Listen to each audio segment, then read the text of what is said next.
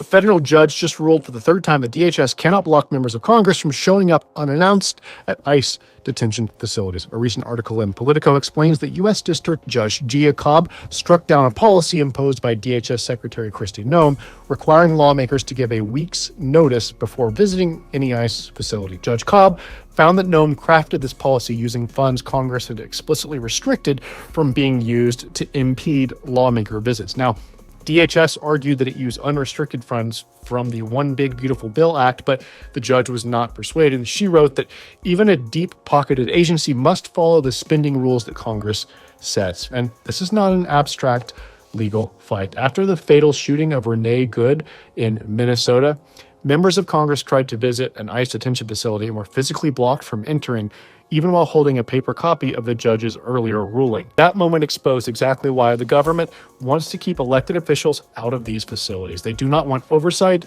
and they do not want anyone seeing what happens inside. This ruling restores full, unrestricted access to ICE detention centers for every member of Congress, not just the lawmakers who filed the original lawsuit. Now, the Trump administration has already appealed this decision, making clear that it will keep fighting to operate these facilities without outside accountability. Attorneys backing the lawmakers called the recent decision a victory for transparency, arguing that human rights don't disappear at the doors of a detention center. If the government has nothing to hide, why does it keep going to court to try to block elected officials from walking in?